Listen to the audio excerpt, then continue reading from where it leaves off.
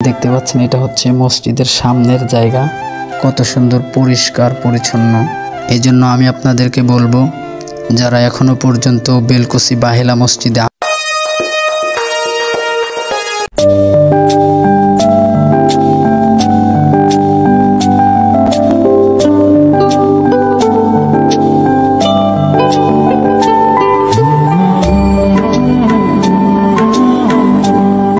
আসসালামু আলাইকুম বন্ধুরা, আশা করি তোমরা সবাই ভালো আছো। তো আজকে আমি তোমাদেরকে নিয়ে যাচ্ছি আমাদের সিরাজগঞ্জ বেলকুচি বাহেলা মসজিদ। এই মসজিদটা সম্পর্কে আপনারা হয়তো কম বেশি সবাই জানেন। এই মসজিদটা যে কত সুন্দর, নিজ চোখে না দেখলে কখনোই বিশ্বাস করতে পারবেন না।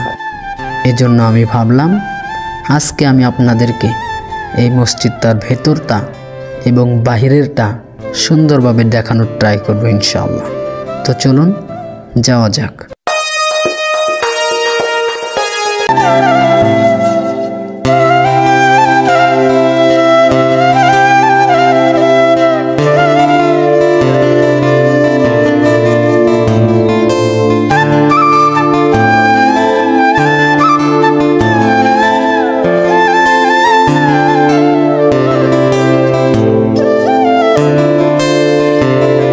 তো বন্ধুরা, আমরা কিন্তু বেলকুচি চলে আসছি, দেখতে পাচ্ছেন। একটু জ্যাম থাকার কারণে লেট হচ্ছে, বেশিক্ষণ লাগবে না, জাস্ট ওয়েট। খুব হলে কয়েক মিনিট সময় লাগবে, দেখতে থাকেন। আর হ্যাঁ, আমার এই ব্লগটি বেলকুচির কেউ দেখে থাকলে কমেন্টে বলেন। আসসালামু আলাইকুম সম্মানিত বন্ধুরা, অবশেষে আমরা বেলকুচি বাহেলা মসজিদের সামনে উপস্থিত হয়েছি। আপনারা দেখতে পাচ্ছেন এই মসজিদটা কি সুন্দর। এই একটু ভালোভাবে দেখাও তো পুরা।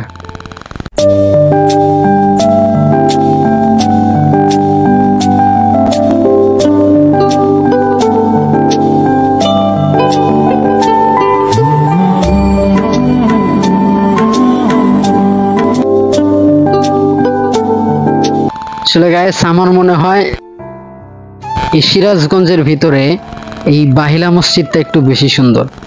যারা সিরাজগঞ্জ থাকেন তারা একটু বলেন তো, এই বাহেলা মসজিদের চেয়েও সুন্দর আর কোনো মসজিদ আছে কিনা? আমার হয়তো জানা নাই, থাকলে আপনারা কমেন্টে একটু বলেন। তো আমি এখন আপনাদেরকে এই মসজিদটা ভিতরেরটা একটু ভালোভাবে দেখাবো। ঠিক আছে, চলুন।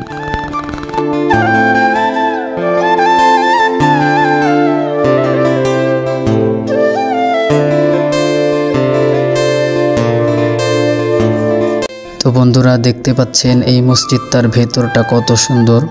আর হ্যাঁ, যারা যারা এই মসজিদে এসেছিলেন তারা একটু কমেন্টে বলেন।